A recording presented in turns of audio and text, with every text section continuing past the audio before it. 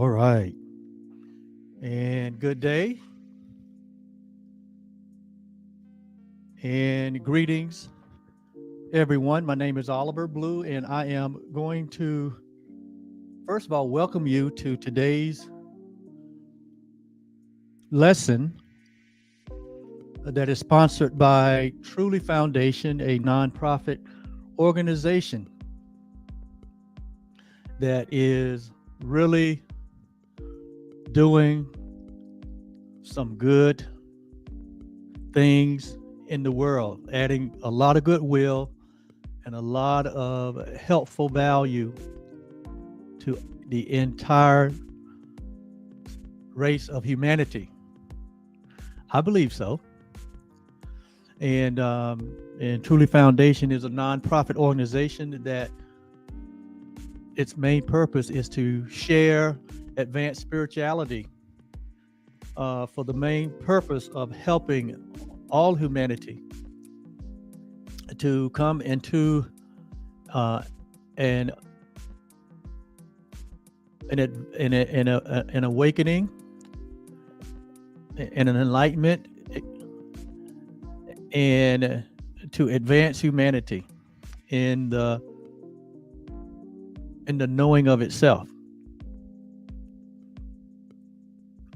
We believe that central here is the idea that the one problem that we all share is the problem of identification.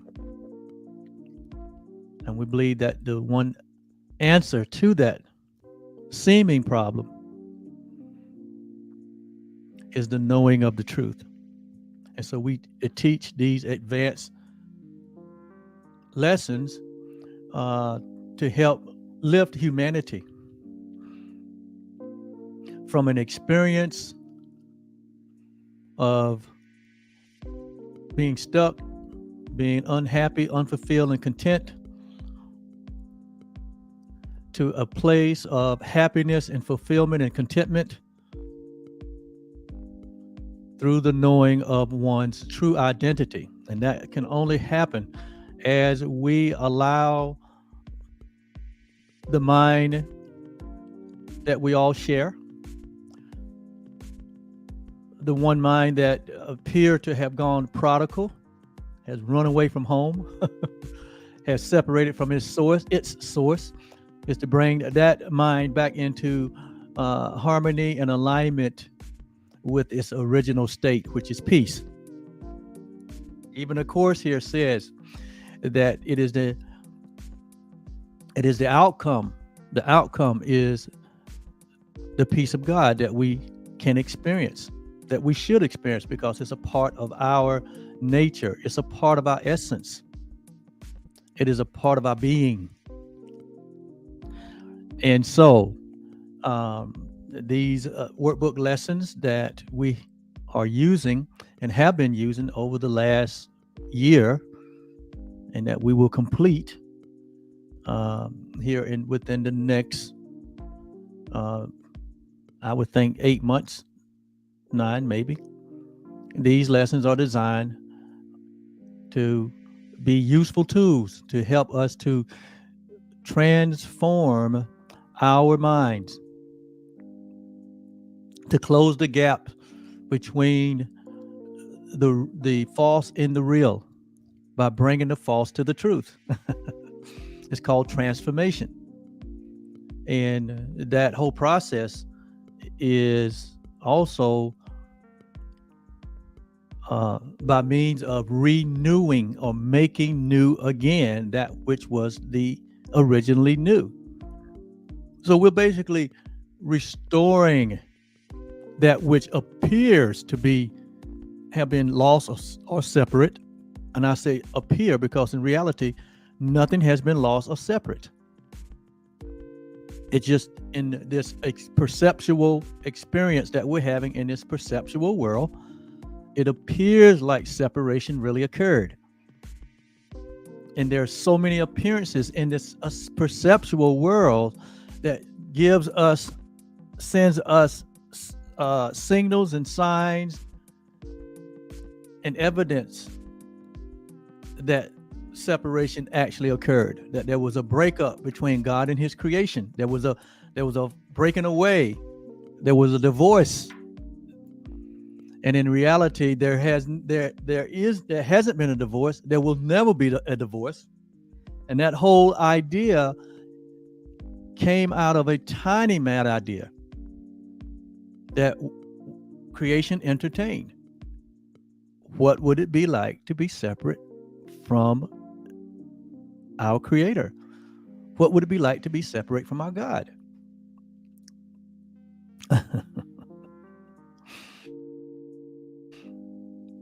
But that's an impossible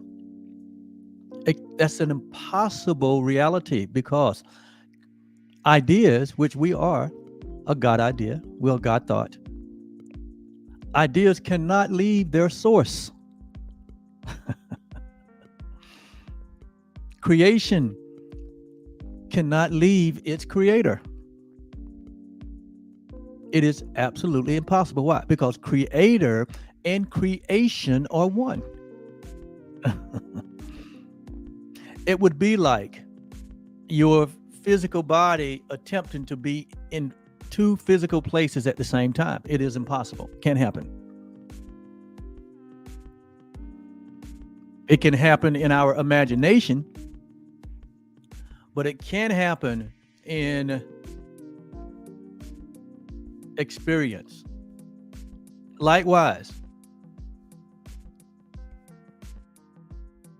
it cannot happen that God is the source of things, that God can separate himself from his creation, and God is the one that did through extension. Reality as timeless and formless beings. It is impossible for God to separate from that which he has created. It was like wet being separate from water. It's impossible. If you're the biological parent,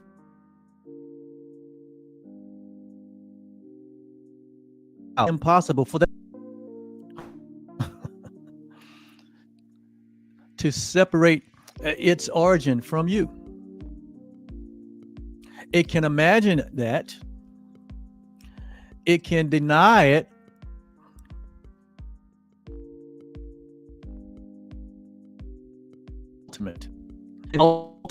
God, and the ultimate is God, all things. Actually, God only created the one thing, and that was himself, and he called himself the I Am. And that is who we are. That thought or that idea of God that can never be separate from him. We can only imagine separation. We can only fall asleep and dream of being separate, but we are not separate in reality. Just like we're not separate from each other in reality, though it appears in this perceptual world that there are 8 billion different bodies, all independent of each other, all separate from one another. So see, that concept, that idea, that appearance would lead us to believe that separation is possible, but it's not. That's a false image. Separation. That's why you see the billions and billions of things that are that appear to be independent of everything else, that nothing is connected. That's all by design, to keep the lie going, to keep the idea of separation going. And in so doing, the idea takes on a life of itself. So to speak, it's called the ego life. It's called the life of independence. It's called the false self. And it only exists if it can find a source to keep it alive. And that's where we come in, where we have given our minds over to this falsity, this false self, this false idea, this belief in separation. And thus we created, and thus we made the world that we find ourselves here experiencing. It's all our idea. It's not a God idea. There's only one God idea, and it's called oneness. That's why the Course says, in reality, we all are oneness, joined as one. Jesus was the first to awaken and completely accept this reality and deny all others. That's why the name is known. That's why the history is known. That's why the impact is known. And that's why the influence remains. Because he joined with, in his own earthly mind, in his own earthly body, he joined with the reality of truth and denied all others. And then he came with the message of oneness to humanity. He came with the message of the brotherhood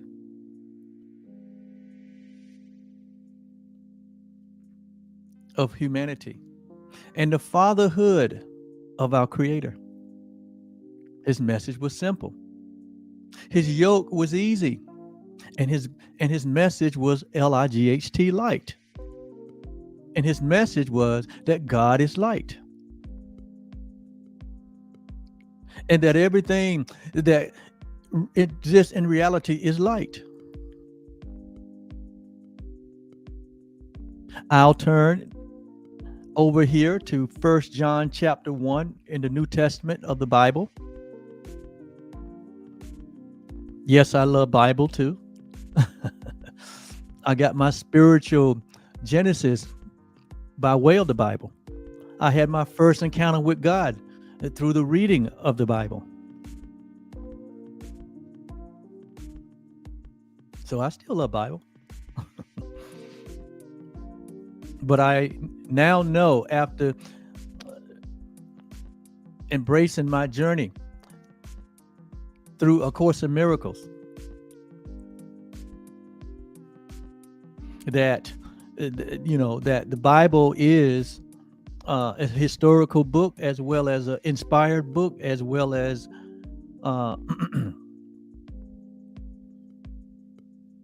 some of man's ideas. It's a hodgepodge. And so now I can go back to the Bible. Now that I have my mind renewed, now that I have my mind healed, now that I understand the foundation for truth, I can now not only read the Bible, but I can read any piece of literature and be able to discern that which is what? That which is in alignment with love, that which is in alignment with the oneness of God.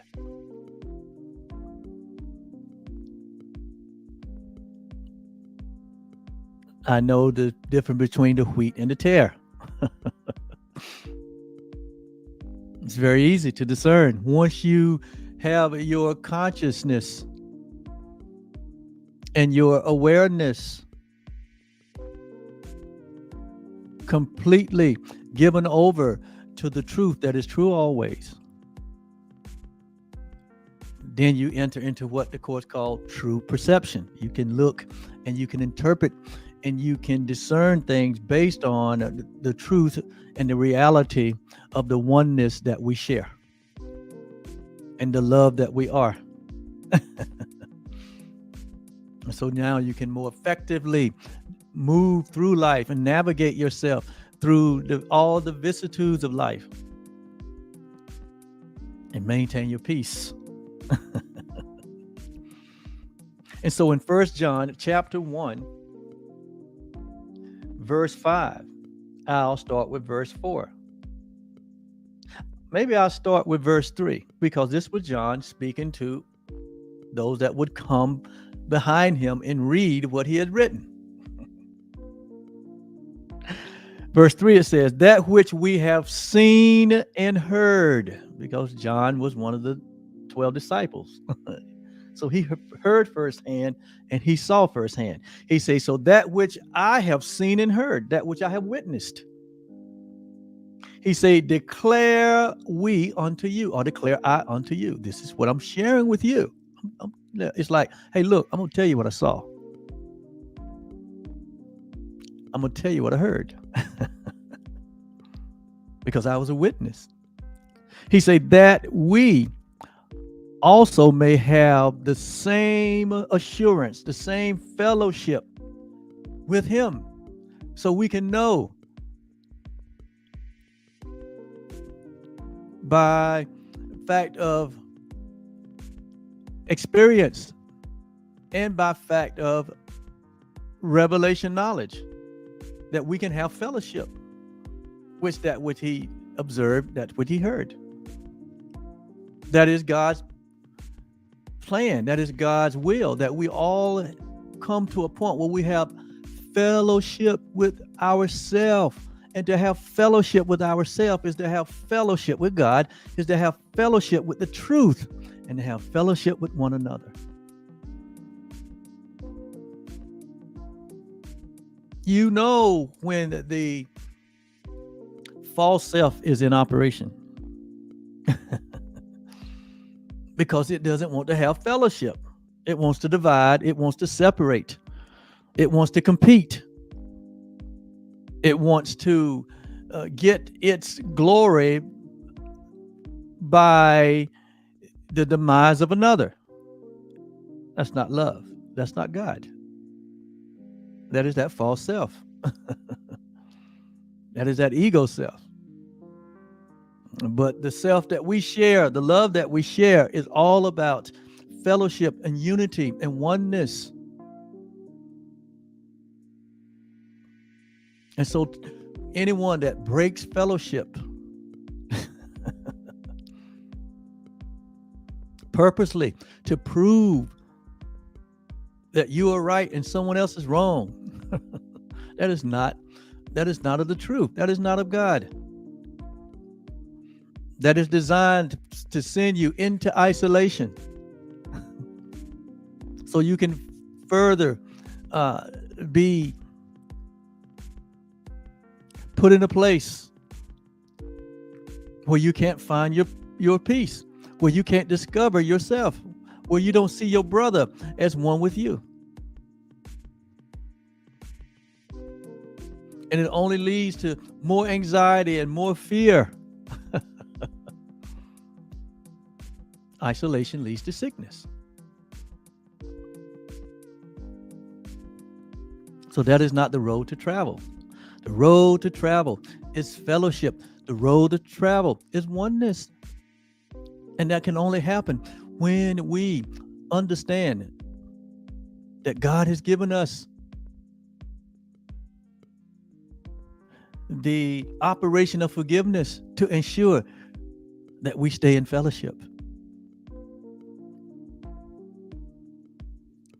Forgiveness is our insurance to maintain fellowship, which is our very life, which is our very health, which is our very strength, which is our very soundness and clarity of mind, is in the fellowship.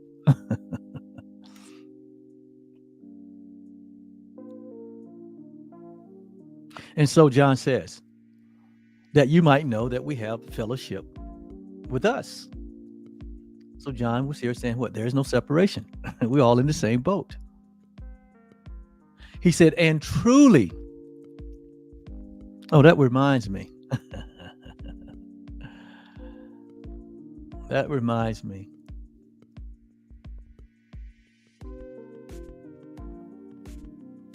There you go. And truly, what he was saying was the real you loves you in all humanity in God. There is no separation. And so he says, and truly our fellowship, our oneness is with the Father.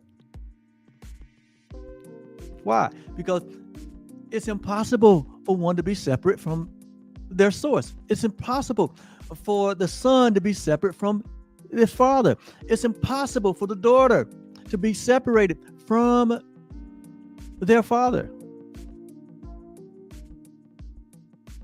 And it's impossible for us to be separate from love. Here it says, and with his son, Jesus Christ, which is symbolic of our oneness that we share on earth and in heaven. Verse 4 says, and these things, what thing? This oneness of fellowship. These things, what is he talking about here? That truly our fellowship is with the Creator, that there is no separation. He said, we've heard it and we saw it. How much more evidence do we need? He said, and these things write we unto you, that your joy may be full. This is the purpose that John is writing this letter. He said that your joy might be full. Why? Because your joy will not be full. Your happiness, your fulfillment will not be experienced if you deny the fellowship, the oneness, if you is in denial that all is one, that God has reconciled all things into the one thing, and we are part of the one thing with no exception, no exclusion. Why? Because love must be total. Love must be total. Love is complete, so it must be total. There are no exceptions. So anyone and anything in an organization that promotes what? Separation, specialness, and deny the oneness of God. Anyone that is promoting that God is the author of separation and that God ultimately will separate one from another, send one in one direction and one in the other. You are not promoting the fellowship of God. You're not promoting the joy and the happiness and the fullness of joy which God is and which He has given unto us. You are actually promoting that which is antithetical to truth.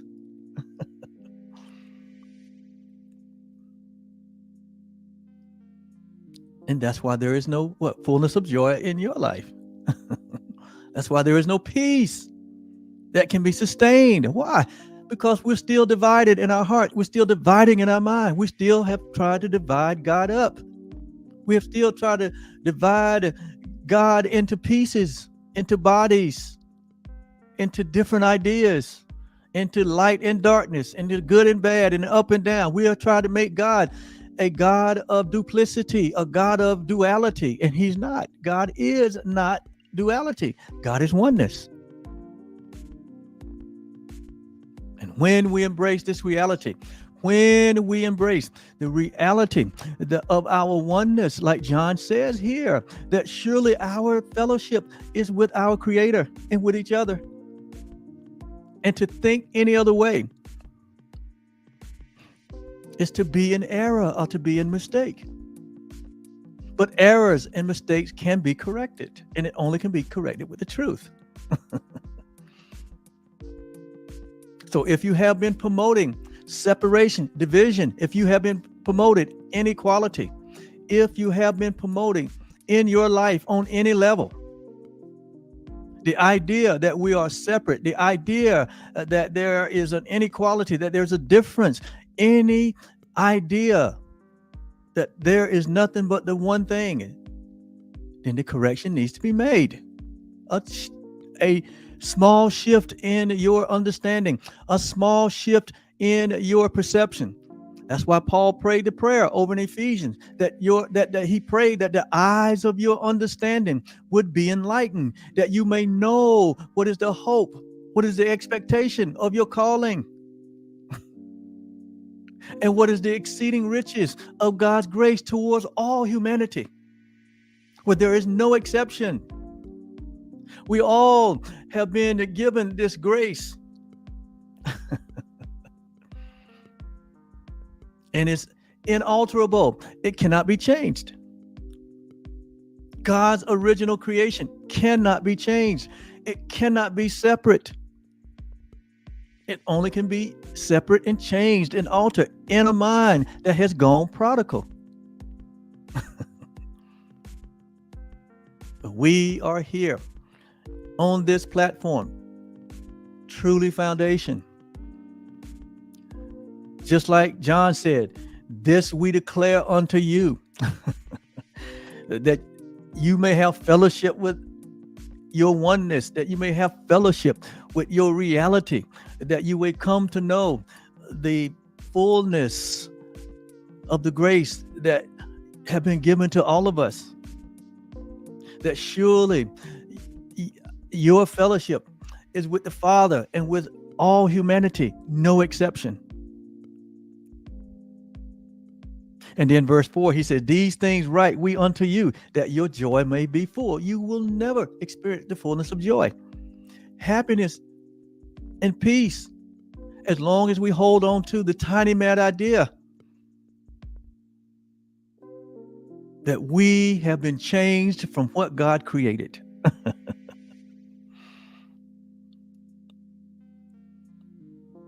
No, but we remain as God created us, in holiness and in sinlessness,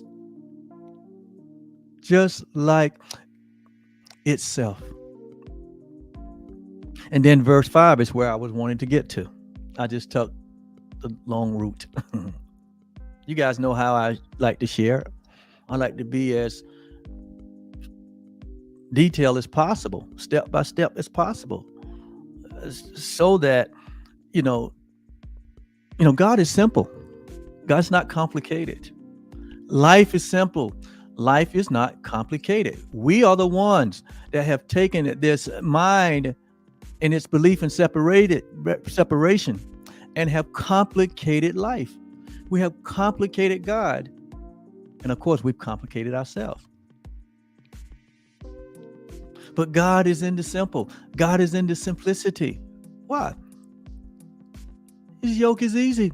His burden is light, or his message is light. And when the light appears, when the light is recognized, all things is the one thing. How simple was that? All things. Think about it.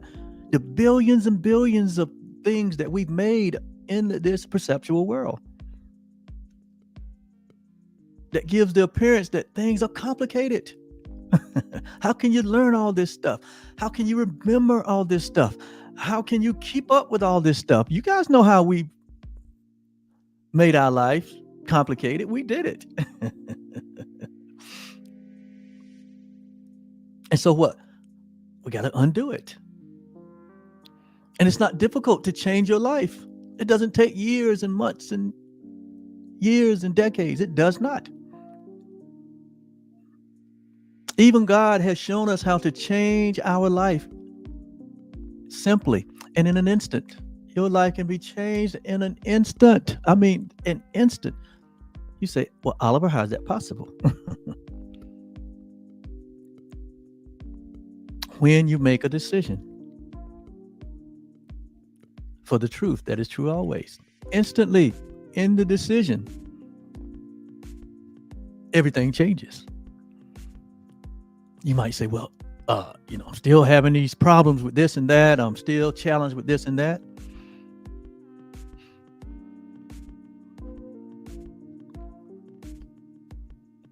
Those things are always moving, always changing, always fleeting. That's not the evidence. The evidence is the truth. When you make the decision for the truth, that's what changes. Because in that moment, your perception will change. Your feelings about those things will change. Your approach to those things will change.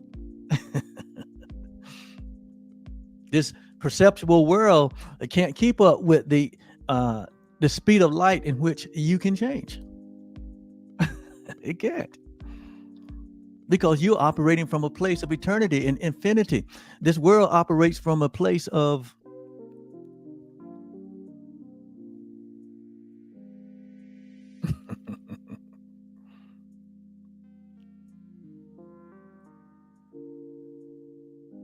falsehood. This world operates from a place of falsehood. The only thing that can change on a dime is you, by simply making a decision for the truth. And so this is why we're here, to help you make the best decision for yourself.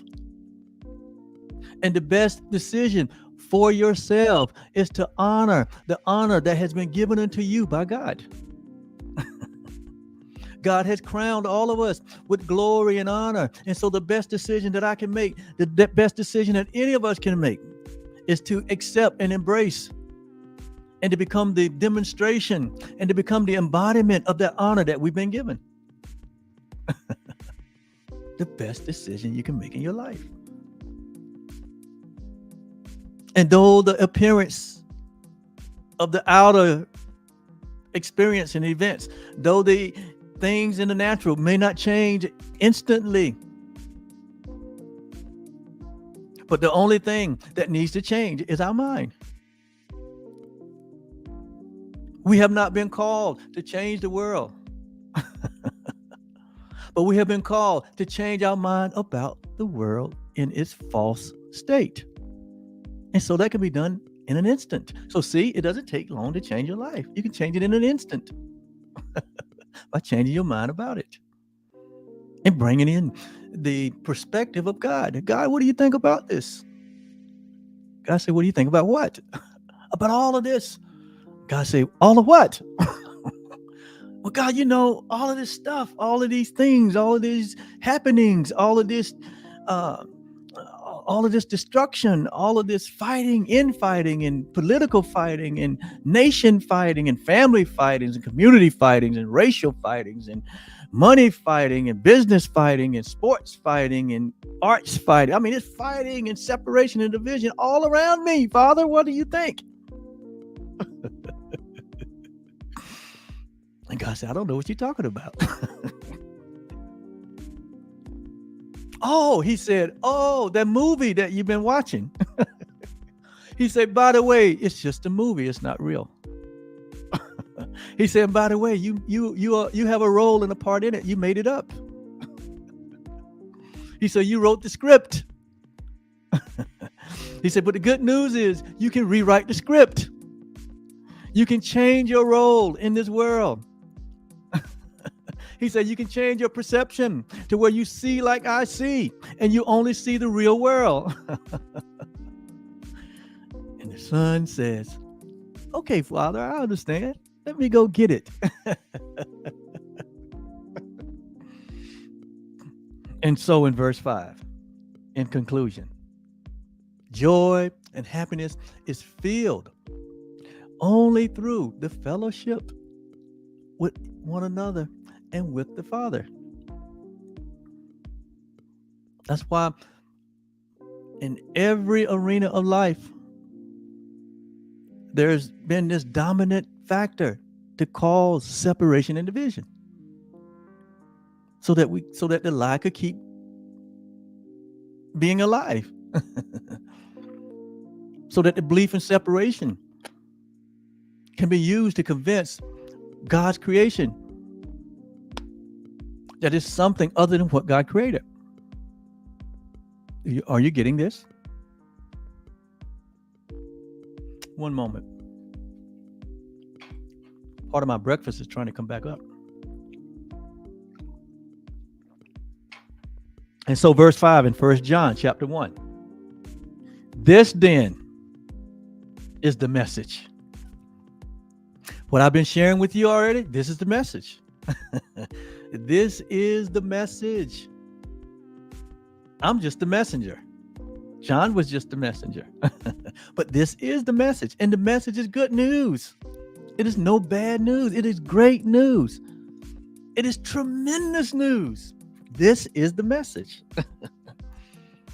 This is the message that Jesus brought. This is the message that other sages brought, but the world declined and denied to accept it. This is the message that Jesus brought to the religious community of his day, the Pharisees and Sadducees. And they rejected it.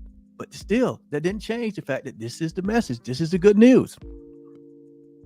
He says, this then is the message which we have heard of him, and we declare this message unto you.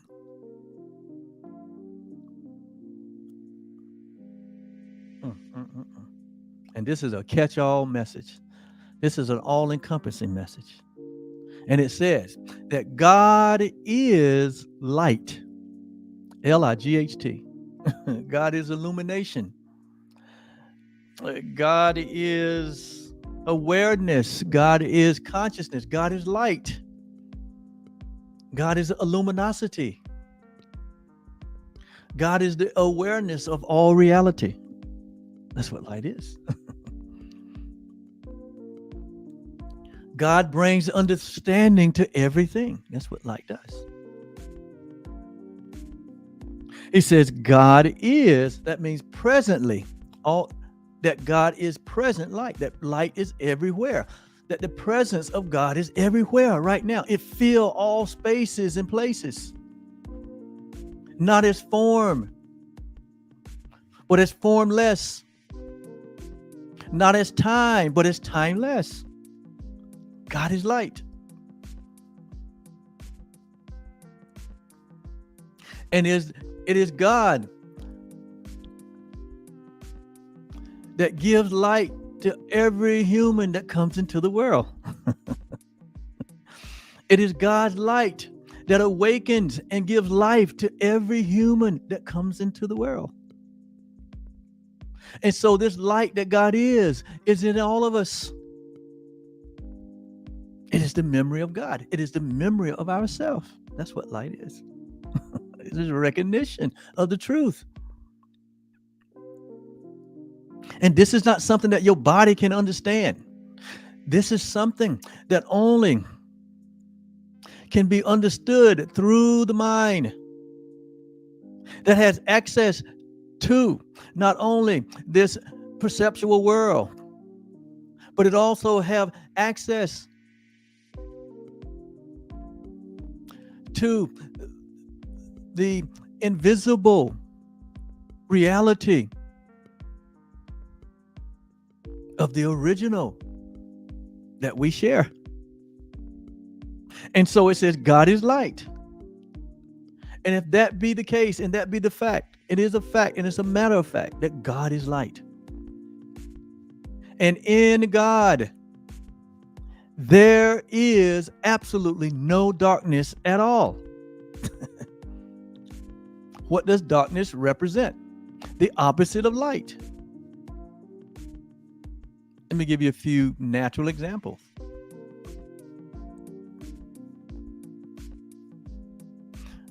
This room is lit, and I can see. It's lit by light. There's no darkness in here. Because there's no darkness in light. God is light. There is no darkness. This room is light. There is no darkness. But you say, Oliver, you wait 10 hours, the room's going to be dark if there's no light. And that is true. Notice now, I said that the room will appear to be dark if there is no light. But there's light everywhere at all times. And so for one to slip into darkness is for one to choose and make a decision to close their eyes to the light.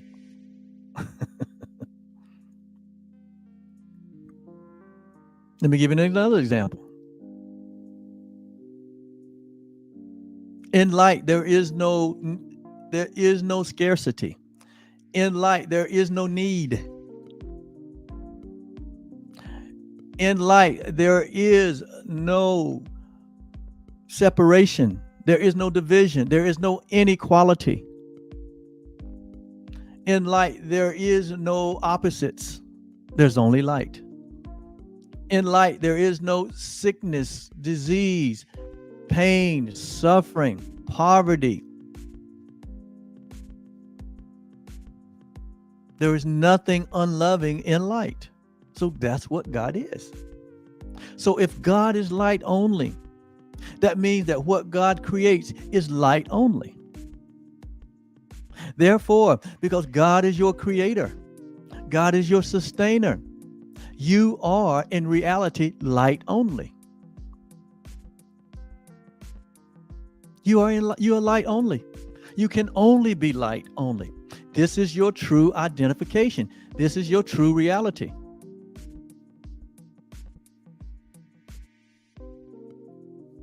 And you might be asking, well, what about all of the darkness in the world? What about all this lovingness in the world? So that's tell you something. God is not the creator of it. We are. God did not think of a world like this where there is need. God would not create something that is so needy if there is no need in God. God wouldn't create something that had to be born if there's no birth in God. God wouldn't create something that has death and all of the pain and suffering in between, all of the toiling, all of the separation and the division, all of the inequality, all of the insane things that happen in dark places. So where did it come from? It came from a tiny mad idea that is impossible in and of itself. And that's why we say it's a fantasy. It's an illusion. It is a hallucination for us to think that we're something other than what God created, which is light. So we all been vibing in the world of hallucination, in the world of duplicity, in the world of polarity, where there are opposites. There is no opposites in God. So this is not the real world. But God, in his wisdom, has said, okay, you made this. You're asleep. You're gone prodigal. Like Adam and Eve said, I was afraid. See, wherever there's fear, there's an indication that we've gone prodigal. Because in God, there is no fear. Perfect love casteth out fear. For fear has what? Torment. God is not the tormentor. So we have chosen at some point to engage ourselves in this folly. But God has said, okay, I'll tell you what, let's partner and let's change this whole experience. So I want you to take back your original mind. I want you to take back your original position. I want you to fully embrace your true identity. And I want you to help me to bring a recognition and an awakening to everyone else that still are playing with the what? Playing with the sharp-edged children's toys. Thinking like a child. Acting like a child.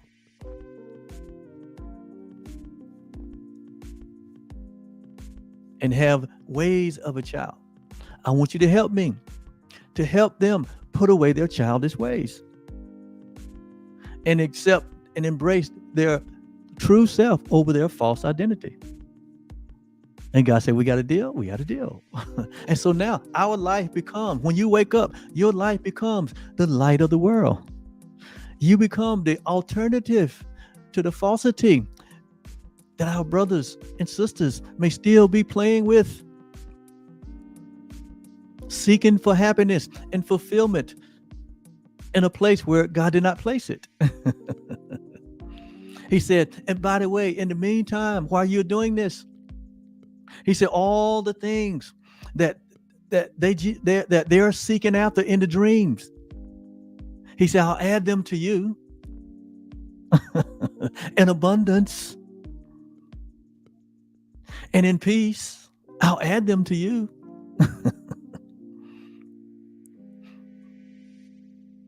He said that in my presence, in the presence of light, that you have agreed to share in your original self. He says what?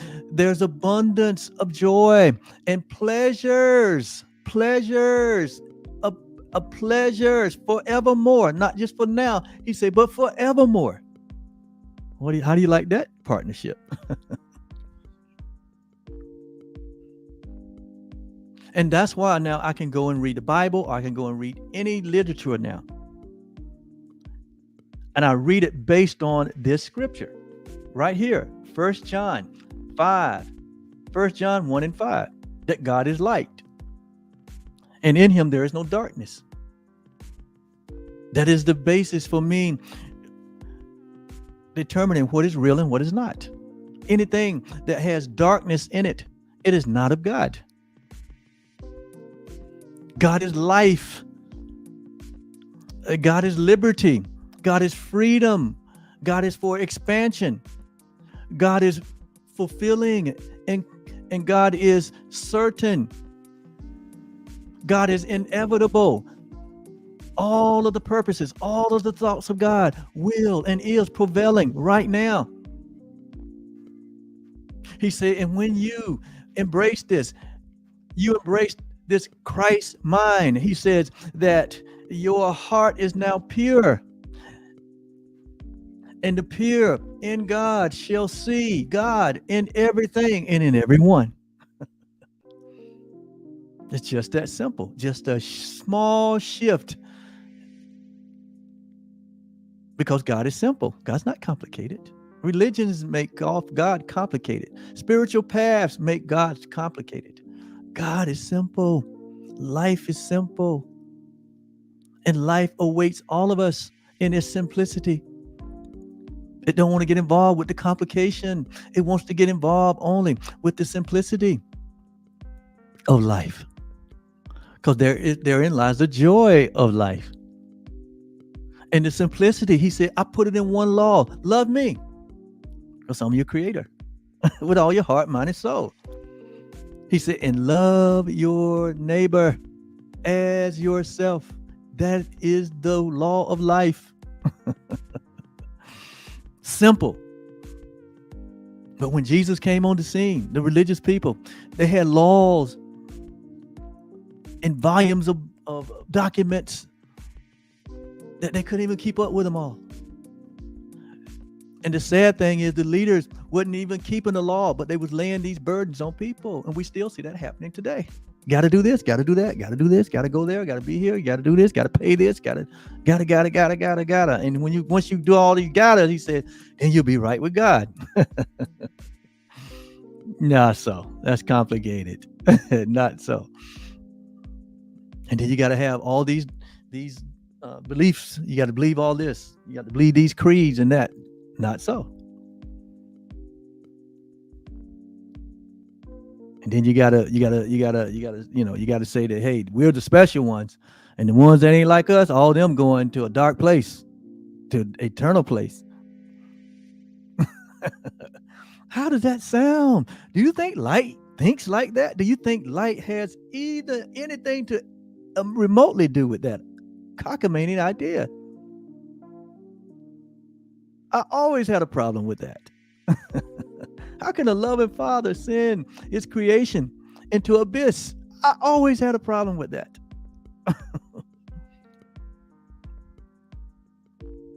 How can a loving father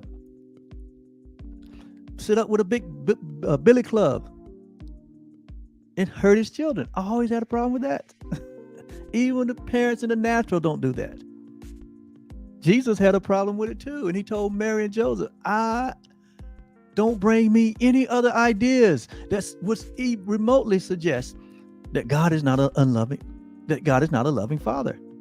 And humanity have tried to make God for eons an unloving father, a father of darkness. And here he said, God is light. John said, I witnessed it. This is the message that we bring here at Truly Foundation. That there is no sin, there is no death, there is no hell, there is no devil, there is no demons. There is no requirements. There's only a recognition that needs to take place in your life, in my life. It's just that simple. So we need to cut out all the manipulation, because that's what it is. I think I just got onto my soapbox, and now I'm getting off, because I'm not here to be on my soapbox. That's not the purpose. So let me get back on track. Let me get back in the light. So that is a great foundational passage of scripture that you can lay your entire life on and not be in error. God is light. God is truth. God is the one law. God is illuminosity. God is revelation. God is expansion. God is infinite intelligence. And because we are the creation of God, because we are in him, we exist in him, and as him in form, we are light. That's why Jesus said, you are the light of the world. He said, I'm the light. He said, now you're the light. It's your turn. So it's here in 2023, it's your turn.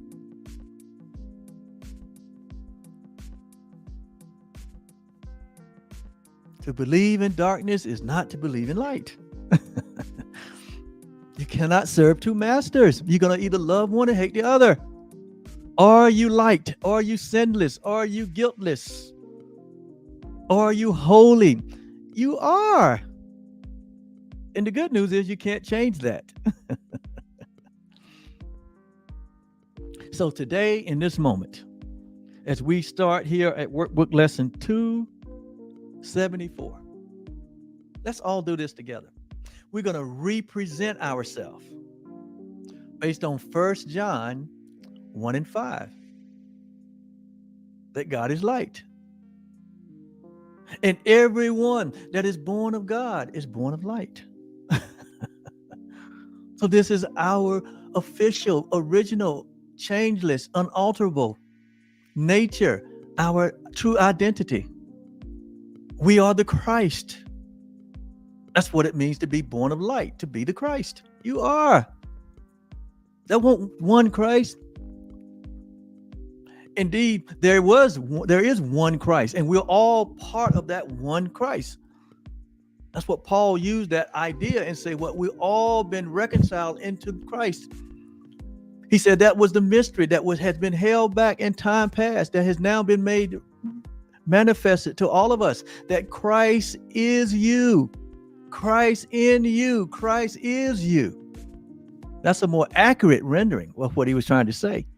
He was still just, being influenced by his prior training. When he said in, no, it's not in. It is you. Christ is you. The hope of glory, the hope of expectation, the fullness of joy, the fellowship that we share. And so today, as Workbook Lesson 274 says, today belongs to love. Today belongs to love. It's not just that today belongs to love, but all of life, in every moment of every day, of every instance, it belongs to love. Why? Because love is all there is. God is love, and love is all there is. God is light, and light is all there is in reality. Is there anything else that is in opposition or antithetical to light? It really doesn't exist. It is an illusion. It is a shadow. It is the residual of what we thought was real. That's what we deal with, the residual of a prodigal mind, of a mind that went prodigal. That's what we deal with, just the residuals. And the residuals happen in the mind. It happens in our thoughts. So it is our thoughts that we have to realign and bring back into harmony of the one thought of God. And that's the work that we do. That is the work of God. That is the work of faith, where we become the masterminds, or we become the masters of our minds by only embracing the thoughts of God. Every thought of God is our thought. Every will of God is our will. Why? Why would we fight against the truth with an illusion? It makes no sense. Therein lies, and therein we have made, and we see, and we observe, and we witness all the destruction, all the suffering and pain and disease that we see in the world, and the lack. It comes from the mind of humanity that is thinking in a way that has its origin in a belief in separation. And it makes a mess.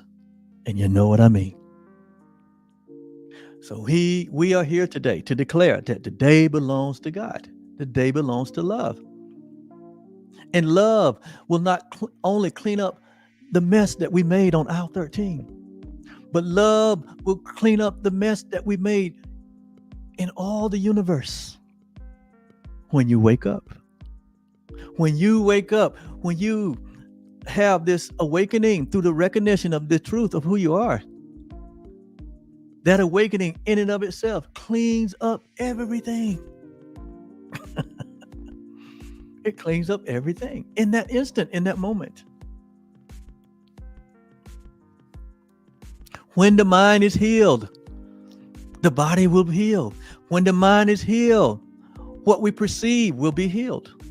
When the mind is healed, when the mind is renewed and transformed, every single solitary appearance of darkness will fade into the sunset, will fade into the nothingness that it is. The empty clouds will move away. All of that cloud covering, you know how it happens in midday? It just breaks, and all of a sudden, there's this brightness of the sun. The S-O-N. That is all an indication. It is all metaphoric.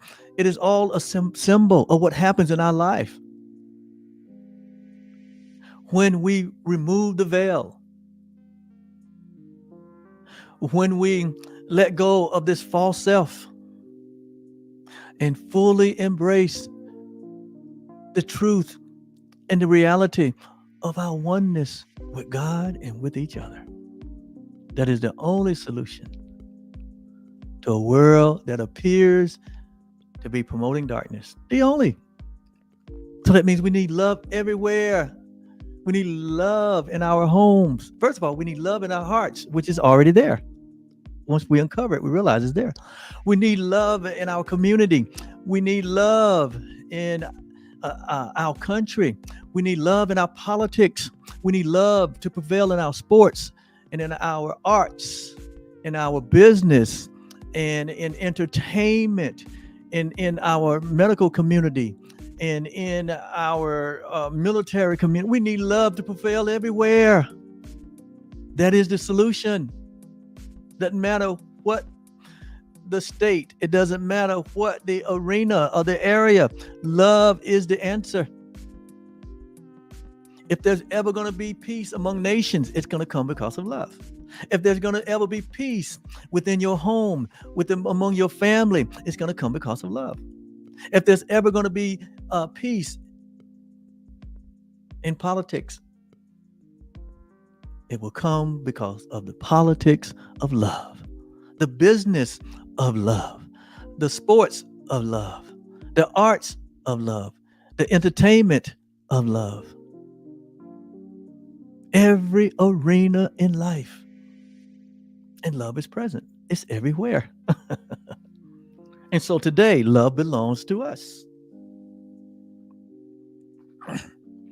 And not only do it belong to us, but it belongs to everyone, because love must be total. There is no exception. Love is all encompassing. God is all encompassing. And so let us not fear. That's our lesson for today. Today belongs to love. Let us not fear. Why? Because perfect love casteth out all fear, because fear has torment. You want to get rid of the anxiety and the fear and the guilt and the judgment in your life. Allow this love that you are to have its perfect work. And that perfect work that you allow love to have is when you begin to only embrace the thoughts of God and reject and deny any other thought. Only embrace the thoughts of light. And you reject and deny the thoughts of darkness. Why? Because darkness is an illusion. So, Father, today we will let all things, that's why I like God. God speaks in superlatives. All, every,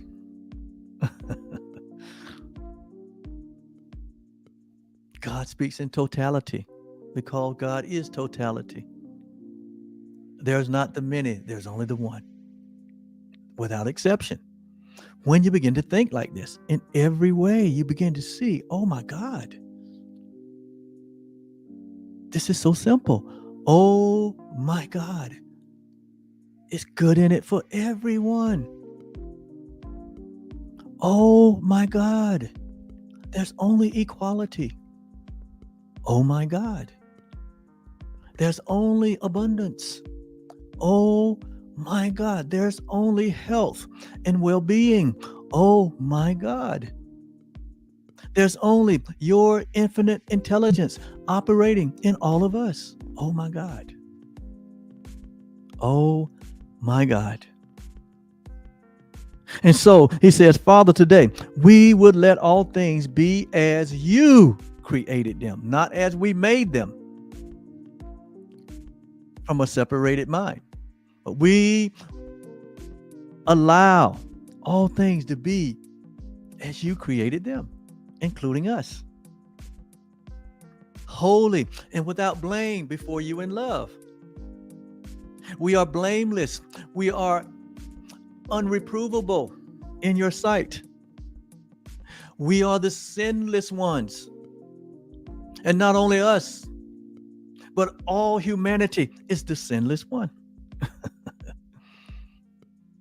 We have all made the mistake or the error, and a mistake and an error can be corrected. And it has been corrected. And it becomes our experience when we correct it in ourselves. By making a small shift in our perception. A shift from thinking that we're darkness to knowing that we are the light. And so, and give your creation, we give your creation the honor due its sinlessness. God created in sinlessness. God created in purity and in wholeness and in completion. God, everything that God created is holy. God is holy. Therefore, you are holy. Holiness has nothing to do with what you can do. But holiness has everything to do with what God created. And he created it changeless. And in Ephesians chapter 1, Paul put it this way. Before the foundation of the world, God predetermined that you should be the holiness of God, the holy home of God, that you should be holy and blameless, meaning you should be innocent, and you are before him in love.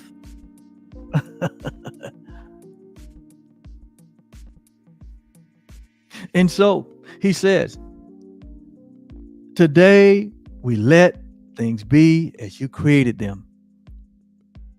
Today, we honor all humanity and give them the honor that's due to them in their sinlessness, in their holiness, in their innocence, in their oneness. So we completely change our perception and our opinion that was held in a belief in separation, that was upside down, that was in error, that was in mistake. And now we see the face of Christ in all humanity and remember God and remember ourselves. That's the only way. That's the only way you're going to do away with sin consciousness, guilt, and fear. Is to let everything go and let it be as God created it and not how you have made it and not how you have been conditioned by this world thought system of separation. That's the only way you're going to get rid of the guilt and the sin consciousness. Is to fully embrace reality. Fully embrace not only your reality, but the reality of all things, because God is in everything. And when you allow your heart now to be pure in this thought, it says, oh, the pure in heart shall see God in everything. That is how easy and simple it is. And you don't have to go anywhere to get this. You don't have to pay anybody for this. It's already in you. It's already is you. I'm just here to remind you, to bring you into remembrance of your original self. That's the only self that there is in reality. And so he says, and thirdly, first, today belongs to love. Therefore, everything is as God created. Secondly, we honor God's creation. We honor all humanity with the honor that is due, with the honor that came from God only. Not the honor of men, but the honor that comes from God only. The honor that comes from God only is the truth. The honor that comes from men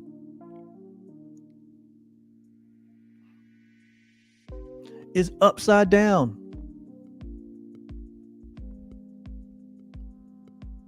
It's not right. It's a false idea. And then thirdly, it says, and love of brother to his brother and his friend. So thirdly, we now love our brother as we love ourselves.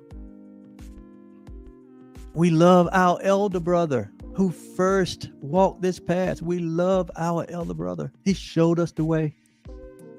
And so now we love all our other brothers and sisters, because there is but the way, there is but the truth, and but the life. And we all share in this one life. It says, through this, through what? Us allowing things to be as God created them. Through honoring one another in our innocence and our wholeness. And through loving one another, including our elder brother. It said, it is through this that we are redeemed. That we are redeemed. He says, redemption is the recognition that all things be as they were created. That is what true redemption is. That becomes your experience when you allow all things to be as God created them. And remove yourself as being the judge, the jury, and the executioner. You cannot handle that role. You cannot handle that role. And then he says, through all this, as well as the truth, will enter where illusions were. And so where we once thought in darkness and in illusions, where we held a self-image about ourselves and others that was a mistake and incorrect, where we held an idea about God that was false, he says, when we do this, he says, when we accept this, when we embrace this one love, he says that we will allow the truth to enter where illusions were. This place of darkness, this place of fear and anxiety, this place of lack, this place of misunderstanding, this place of anger and hatred and bitterness and inequality, this place of superiority. He said, this place, this dark place, he said it will become the what? The holiest place on earth. In your heart. You become the holiest of holies. You are the holiest of holies. There is no other place, there is no other depth than your very own self.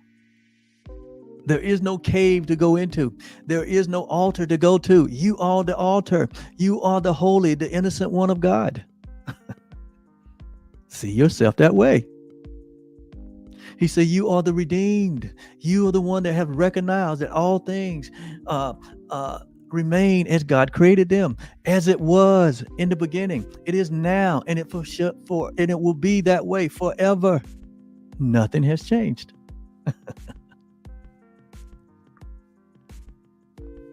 He says, light will replace all darkness.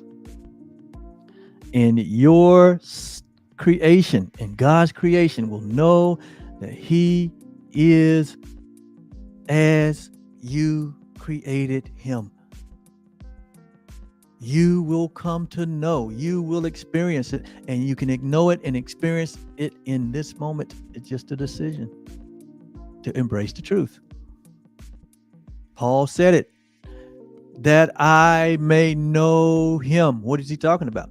That he may know himself. In the power of his awakening, in the power of his enlightenment, in the power of his resurrection. You want to know yourself in the fullness of life. That's all it is. All of us. That's why the desires keep bubbling up. That's why the discontent is there when it's not so.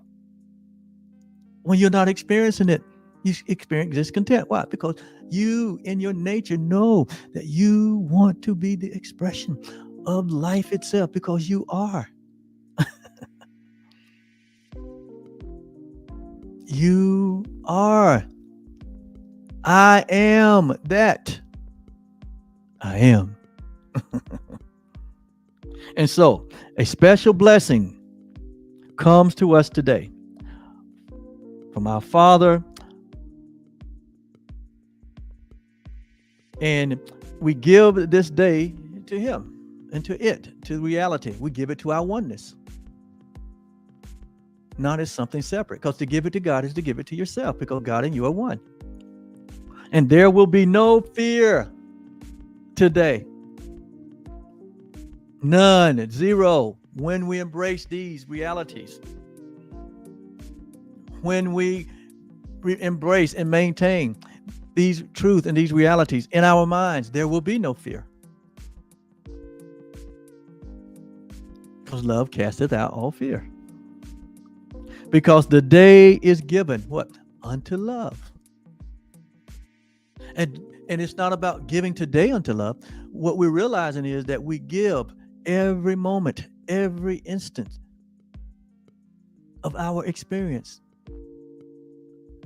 to love and the love of the truth. Therein lies your fullness of joy. Therein lies your happiness. Therein lies your fulfillment. Today belongs to love. That means it's impossible for us to fear. Fear is just an indication that you became afraid of love in the moment. So when we become afraid of love in the moment and we realize it, we know it, because love has no torment.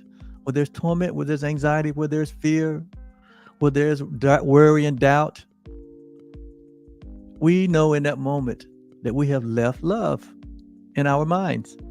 So just return to love. Just make the shift. No judgment, no condemnation, no guilt. Just simply return to love. You have the power and no one can take that away from you. It's that simple. God is that simple. And so are you. I love simplicity, don't you? Well, thank you so much. We're going to get out of here, but we'll be back on tomorrow with another session of Truly Foundation and A Course in Miracles. Have a great day. Today belongs to love. Bye-bye.